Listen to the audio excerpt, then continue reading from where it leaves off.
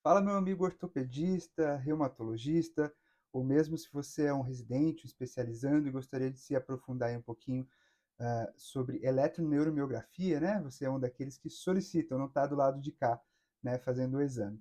Essa aula eu vou trazer para vocês algumas informações que às vezes a gente não tem. Na verdade, muita gente tem pouco ou nenhum contato com eletromiografia na residência de ortopedia, na residência de neurologia até, né? Um contato muito indireto, né? A pessoa acaba recebendo o exame só depois no R4 de neurofisiologia clínica que o neurologista ou, né, o fisiatra acaba indo e acompanhando bastante exame, né?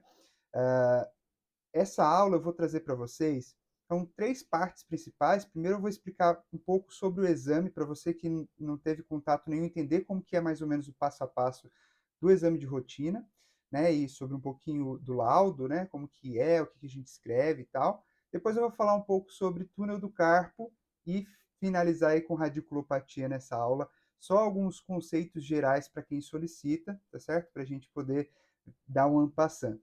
Vão vir outras aulas, depois eu vou disponibilizar para vocês, tá bom? Para que a gente possa aprofundar e você conseguir solicitar e extrair o máximo de informação e melhorar a sua conduta, melhorar seu desempenho clínico e cirúrgico, né? Que é o que a gente quer, né? Eu como seu parceiro aí no tratamento dos seus pacientes, tá certo? Então vamos lá. Primeiro sobre a eletroneuromiografia. O nome eletroneuromiografia, ele não é à toa, tá? O eletro vem de ser um exame eletrofisiológico, a gente avalia a eletricidade biológica, né? E através de dois principais grupos de técnicas, que é a neurografia, né? O estudo da condução nervosa. Em inglês o pessoal coloca NCS, né? Nerve Conduction Studies, né? Então, você vai ver muito em artigo NCS, né? Falando sobre essa primeira parte.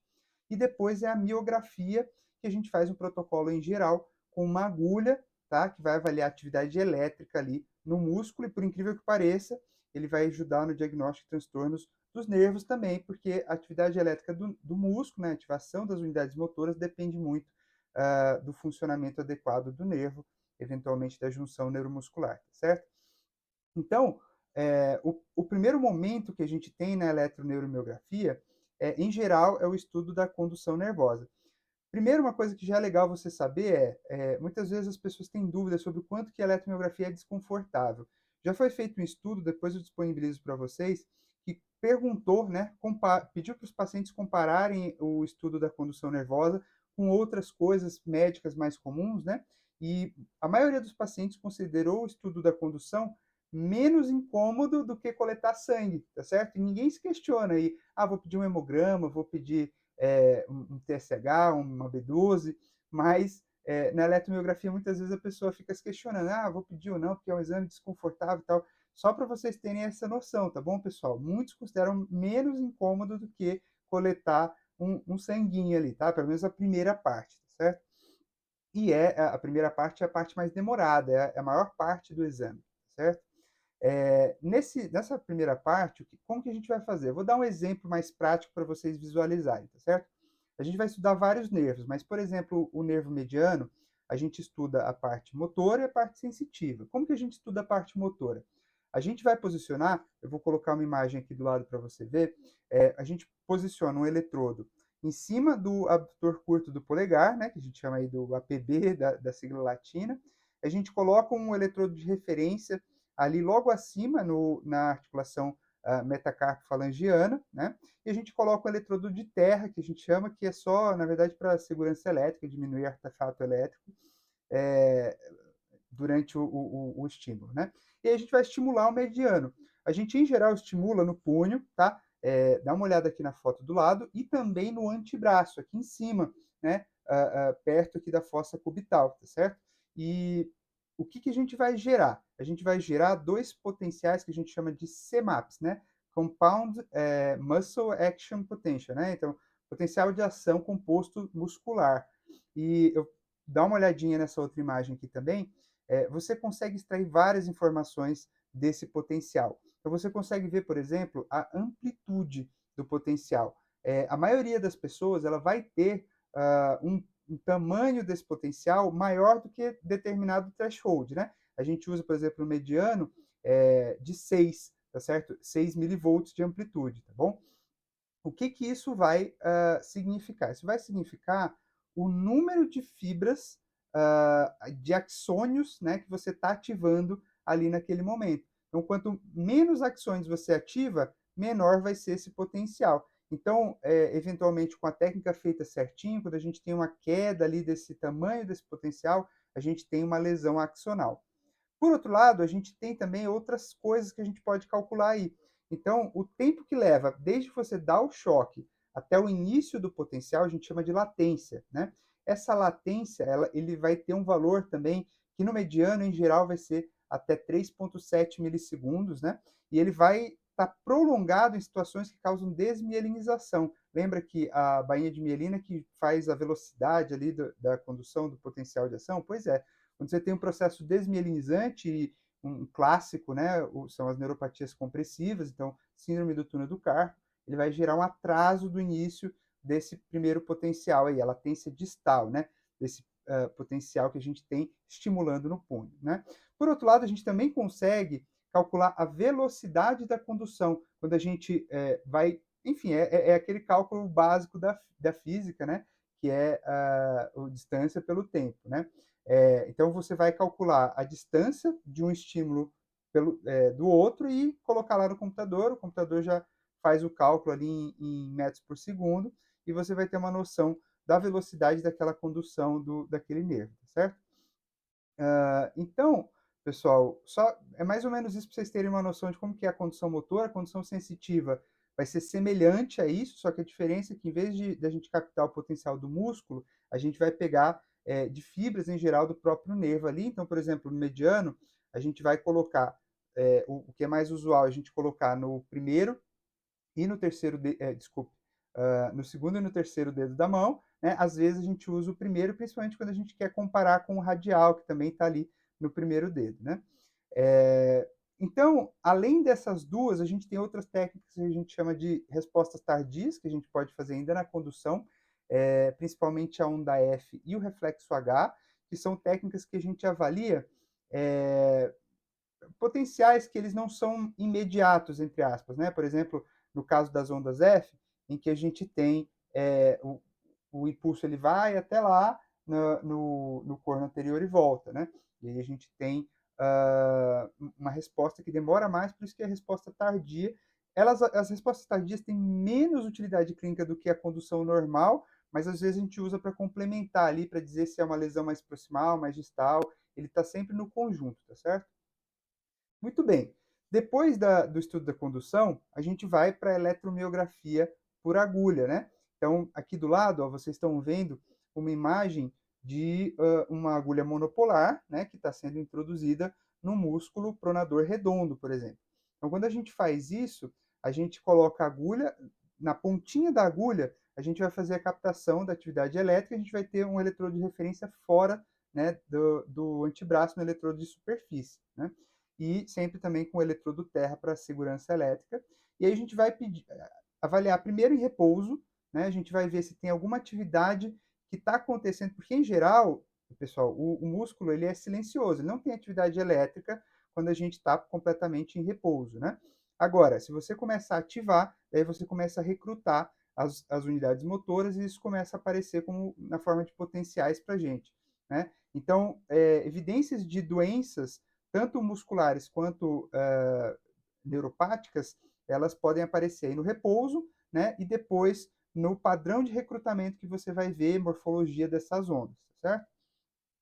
E aí, pessoal, a gente escolhe os músculos como? A gente tem que pensar muito no quadro clínico do paciente. Existem protocolos já bem estabelecidos para cada caso clínico, né?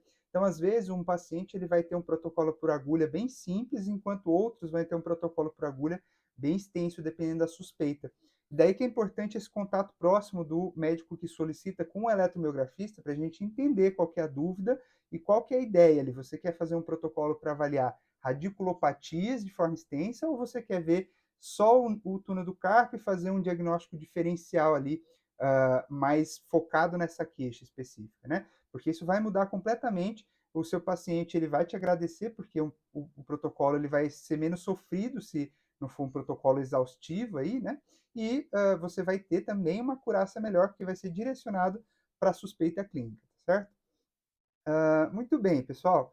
Então, agora que você já tem uma noção de como que é o exame, como que se passa, eu mostrei umas fotinhos para você, eu vou comentar agora um pouquinho só sobre o laudo, né? No laudo, como que eu coloco no meu laudo? Então, primeiro, alguns lugares eles colocam o descritivo no final, né? Principalmente centros acadêmicos, né? Que seguem muito aquela coisa de primeiro vem os números, depois a conclusão. Mas eu sei que às vezes o cara que recebe ali o laudo, ele quer já ver a descrição, ele não quer ficar calculando, até porque não é do conhecimento geral aí valores de referência de condução ou interpretação de tabela de agulha, essas coisas. Daí eu já coloco na primeira página, tá? Mas tem gente que coloca no final, isso não faz diferença do ponto de vista de qualidade do laudo, tá? É, no laudo, a pessoa tem que descrever todas essas etapas. Então, ele tem que colocar como que está o resultado do estudo da condução, como que está o resultado, enfim, da condução motora, da condução sensitiva, como que estão as respostas tardias, né? E aí depois ele tem que fazer um descritivo da eletromiografia por agulha, isso tudo separado para você ter né, entender aí cada coisa, ficar bem claro para a pessoa que está lendo. E ali no meio eu coloco uma parte de técnicas específicas, que tem algumas técnicas complementares que a gente pode usar aí para sensibilizar um ou outro diagnóstico, né? E aí no final eu coloco uma conclusão. Essa conclusão, pessoal, tem uma primeira parte que seria em relação a natureza daquela lesão, né? Então eu gosto, tem gente que aboliu essa parte no seu laudo, mas eu sou um pouco mais purista nisso, por quê? Porque na eletromiografia é um estudo neurofisiológico, não é um estudo patológico. Então eu não posso concluir alguma coisa patológica, né, de um estudo neurofisiológico. Então, como que é, por exemplo, que eu vou colocar que a gente tem uma lesão no nervo ali, uma alteração funcional naquele nervo? Eu coloco um processo neuropático. Processo neuropático seria uma alteração do funcionamento, né, patológico do nervo periférico. Enquanto tem gente que vai direto e já carimba ali neuropatia, né? Mas neuropatia é um termo mais patológico, né? Ou de diagnóstico clínico, que eu não gosto de começar dessa forma a minha conclusão. Eu coloco, por exemplo, um processo neuropático do mediano no punho, né? E aí eu faço normalmente uma associação, né, com algum achado, com algum diagnóstico clínico, por exemplo, podendo ser compatível com o diagnóstico clínico que é de síndrome do túnel do carpo. E daí eu coloco alguns outros detalhes. Então, por exemplo, a natureza da lesão, ela é mais axonal ou ela é mais mielínica? Então, tem mais lentificação, né? Ou tem mais perda axonal naquela lesão? Eu coloco se é predominante sensitivo, predominante motor, se é sensitivo motor de forma igual, tá certo? A gente consegue inferir também, em alguns casos, tá? Não é todos, sobre a cronicidade. Então, uma lesão crônica, subaguda, aguda. Importante pontuar que para a eletromiografia é diferente, tá? Aquele conceito clínico de tempo de uma lesão aguda e subaguda e crônica, na eletromiografia, não sei porquê, mas os conceitos são um pouco diferentes. Então, quando a gente fala numa lesão aguda, a gente está falando de uma lesão de semanas. Quando a gente está falando de uma lesão subaguda, ela é de meses aí. Quando a gente está falando de uma lesão crônica, aí de meses a anos, certo? Então, essa muda um pouco, né? Não fui eu que criei essa divisão diferente da parte clínica, mas é mais baseado ali nos achados que eles fornecem essa temporalidade, não é tão fácil diferenciar aquele conceito clássico de agudo e crônico que a gente tem na clínica mesmo, tá certo? E aí, cara, é uma coisa que é muito importante. No final, eu sempre coloco uma correlação clínico-neurofisiológica. Ou seja, eu vou pegar as informações que eu tenho, clínicas que você me deu, né, no seu pedido, tá? Isso é muito importante. Quanto mais eu souber, mais eu vou conseguir fazer essa correlação. Eu vou também fazer uma breve anamnese. Claro que não dá para ser uma anamnese completa, como numa consulta naquele momento, mas e alguns pacientes eu posso até fazer uma manobra de exame físico ou outra, e aí eu vou fazer um comentário que eu vou dar alguns palpites ali sobre questões clínicas, ou mesmo te informar sobre algumas limitações da acurácia daquele exame, que é importante, que às vezes não é de conhecimento geral, né? É, daí é outra coisa, né? Quanto mais contato a gente tem como solicitante e executante daquele exame, mais eu vou saber o que que você espera daquele exame, mais eu vou poder te dar uma escala, fazer uma correlação com um critério clínico, alguma coisa assim. Então, quanto mais distante do serviço de eletromiografia, pior vai ser o resultado clínico para o seu paciente, tá? Então, tenha sempre o seu eletromiografista de confiança, isso é uma coisa muito, muito importante, tá bom? Muito bem. Falando um pouquinho agora sobre os exames, vamos falar sobre túnel do carpo, só para vocês terem uma visão geral de como que a gente vê túnel do carpo, né? Eu sei que tem alguns ortopedistas, alguns especialistas de mão, por exemplo, que tem uma visão um pouco assim, eu não preciso de eletromiografia, aquela coisa, a clínica é soberana. E, pessoal, eu entendo de verdade, eu sou clínico também, eu também consulto, também, né, atendo, principalmente neuromuscular, e eu valorizo muito a clínica, é realmente muito importante. Só que, em túnel do carpo, a gente tem muitas evidências de que se você for só pela clínica, você não vai ter a melhor condução para aquele paciente. Eu vou te dizer o porquê, tá certo? Então, tem alguns racionais, não vou conseguir explorar tudo agora, a gente pode bater um papo depois se você quiser, mas, por exemplo, tem um estudo específico que mostra que 42% dos diagnósticos mudam, né, após uma eletromiografia, quando se estava pensando em síndrome do túnel do carpo. Isso, claro, foi um estudo, né, mas se a gente pegar, por exemplo, um do Dr. Bland, né, que é um cara que tem um serviço muito grande aí de eletromiografia e que trabalha em conjunto com uma equipe de cirurgião de mão, eles chegaram à conclusão de que você tem um NNT, sabe aquele parâmetro ali de ensaio clínico, NNT de 8, né? Ou seja, você precisa, a cada 8 pacientes você vai ter um que vai se beneficiar e tinha um diagnóstico alternativo que vai ser trazido à luz ali pela eletromiografia. Ou seja, eu tenho certeza que você atende muito mais do que 8 pacientes aí, sei lá, no mês, com suspeita de síndrome do túnel do carpo, né? Se você pedir regularmente a eletromiografia, um a cada 8 vão se beneficiar, porque na verdade era, por exemplo, um outro diagnóstico. Então, um diagnóstico que às vezes a gente esquece, né, é o diagnóstico de um transtorno funcional, ou seja, o problema está em saúde mental, na verdade não é um transtorno físico, né?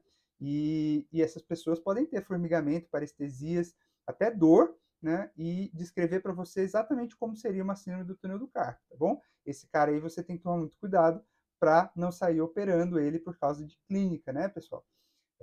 Outros casos, por exemplo, são os diagnósticos diferenciais clássicos mesmo, como a radiculopatia, uma radiculopatia C6, C7 ali, ela vai gerar sintomatologia positiva muito parecida com o túnel do carpo, e nem sempre o paciente já vem com aquela queixa da cervicalgia, aquela coisa clássica de radiculopatia, e vai se queixar da parestesia em mão. Fora que tem alguns casos de síndrome do túnel do carpo com queixa mais proximal. E é difícil de explicar o porquê, mas está bem descrito na literatura, certo? E por último, também tem os casos que tem as duas coisas, né? Podem ter uma radiculopatia mais um túnel do carpo. E daí você tem que ter um cuidado muito grande para quando você conversar com esse paciente, né? Porque você vai explicar para ele o seguinte: olha, vou melhorar possivelmente os seus sintomas, mas a gente tem muito sintoma desse outro problema aqui, né? E esse outro problema talvez ele não vá embora. Então, para dosar as expectativas é muito bacana, certo? Então, outra coisa que é interessante que a eletromiografia vai te ajudar na síndrome do túnel do carpo é, seria a prognostificação, né, e uma conduta baseada em gravidade. Enquanto a subjetividade das queixas clínicas é muito difícil de você dosar ali, a eletromiografia ela é bem objetiva, né?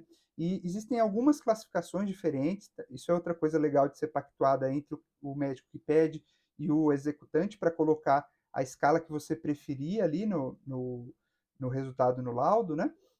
Mas a maioria acaba classificando em 1, 2, 3, 4, 5 e 6, né? Algumas classificam só como leve, moderado e grave, né? Mas em geral tem esse escalonamento aí. E aí o que você vê é que tem, claro, alguns estudos que são discordantes, mas os estudos que falam mal em geral da eletromiografia, foi feita uma abordagem que não era uma abordagem é, tão minuciosa com a eletromiografia, se usou achados dicotômicos de sim ou não, né? Muito pensando ali no diagnóstico de sim ou não de síndrome do túnel do carpo, porque a gente não deve usar a eletromiografia tanto dessa forma, né? A gente deve usar principalmente como diagnóstico diferencial e graduação, né? A gente sabe que tem 10% ali que a gente não tem túnel do carpo e que a eletromiografia vai ser normal, né? Porque a gente tem esses 90% ali de sensibilidade, né? Mas quando a gente vai fazer o exame, a gente também pode sensibilizar o exame, a gente pode lançar mão de técnicas que são técnicas que a gente faz vários testes comparativos e faz um índice combinado. Isso não é de rotina, eu não faço para todo mundo, tá, pessoal? Mas se você tiver uma suspeita forte, a gente, né, no seu pedido tiver algo que você me indique isso, eu vou fazer esse índice combinado e vai aumentar a sensibilidade do exame, tá? Mas o que, retornando aí para o raciocínio, a gente pode utilizar também a eletromiografia com um direcionamento por gravidade. Então, veja só, em geral, os graus 1 e 2 são graus muito leves, né? O grau mínimo e o grau leve ali, segundo a classificação de Carvalho, por exemplo, né? Esses, se tem evidência na literatura que são casos que, mesmo se você não fizer um tratamento cirúrgico, esses casos podem melhorar, até sozinhos, até sem tratamento algum. Mas você pode preferir, nesses casos, um tratamento conservador. Você pode colocar uma tala, você pode fazer uma infiltração de corticóide, enfim, o tratamento clínico da sua preferência, né? Já um paciente que tem, começa a ter um comprometimento motor, que a gente já classifica de 3 para cima, esse cara ali dificilmente vai melhorar de forma significativa, né? Só com tratamento conservador.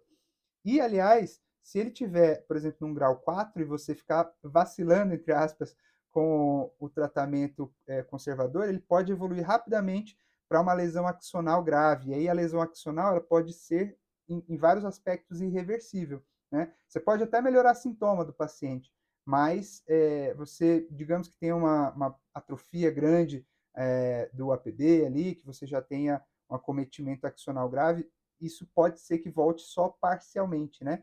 Então, você perde o time da cirurgia, tá bom? Então, uma sugestão aí de conduta é você, em graus 1 e 2, você fazer um tratamento conservador, a não ser que o paciente tenha uma clínica muito exuberante, né? E do grau 3 para frente, você imediatamente já partir para uma conduta cirúrgica.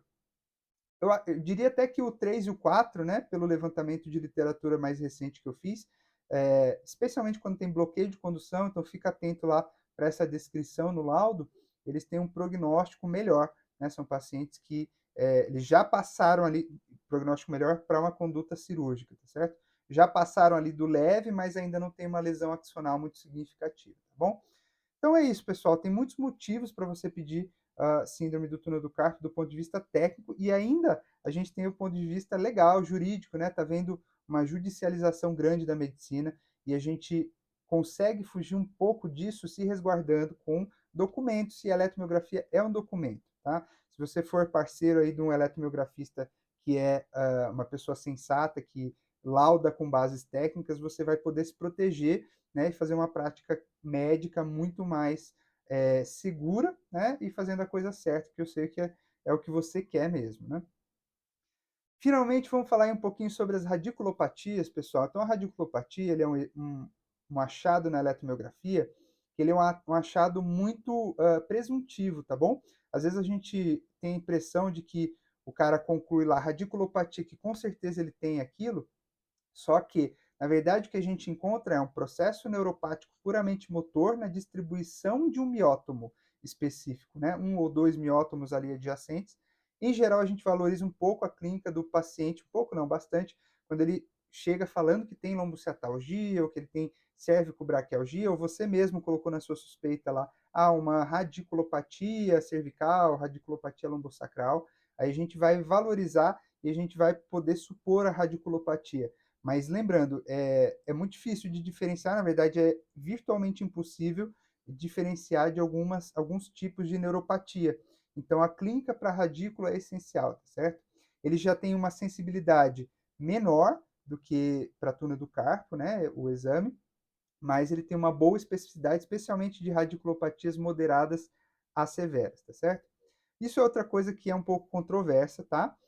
mas é bem mais controverso do que túnel do carpo, que é a classificação de gravidade eletromiográfica. A gente, em geral, acaba classificando o que é grave quando já tem redução de amplitude do CEMAP, né, do potencial motor. Só que do leve para o moderado é muito subjetivo. O médico acaba utilizando a interpretação dinâmica das ondas. E isso, vocês devem imaginar, tem uma variação aí muito grande interobservador, tá certo? Tem estudo que mostra aí que essa variação ali do leve para o moderado, ela é semelhante ao acaso. Então, não se prendam muito do leve para o moderado, mas o grave, normalmente, quando a gente coloca, é porque a gente tem uma evidência de realmente um acometimento motor, que é algo que já é um indicativo de que você tem que agir mais rápido com essa radiculopatia ou tomar uma conduta um pouco mais agressiva, não é verdade? Muito bem. Finalizando aí sobre radiculopatias, a parte mais importante do exame é a agulha para radiculopatias, tá? A condução motora e sensitiva, eles vão ajudar a graduar e a excluir neuropatias sobrepostas, mas o mais importante é a agulha, porque a gente consegue definir um processo neuropático naquele miótomo específico, tá certo? Então, se você tem um paciente que está tomando anticoagulante, que ele tem alguma contraindicação à agulha mesmo, daí você já evita pedir o exame, tá certo? Porque realmente ele não. Se você suspeita de radiculopatia, não vai te ajudar tanto, tá bom? Pessoal, esse foi uma passando aí em eletromiografia, citando dois problemas comuns que o ortopedista pede o exame, né? Dá para a gente detalhar muito, trocar muita ideia. Então, me segue lá no Instagram, @neurologistacampinas, tá? Minha clínica é a Clínica Sony, nós temos uma série de exames neurofisiológicos para te oferecer aí com alta qualidade, para você ter segurança de lidar com os seus pacientes. A gente tem vários ortopedistas parceiros aí que acabam mandando pacientes só para a gente, porque a gente sabe que faz muita diferença, né? Um eletromiografista experiente, um cara que tem bom senso e uma formação boa ali para te orientar, tá certo? Qualquer dúvida, então, estou à sua disposição. Um abraço, até a próxima.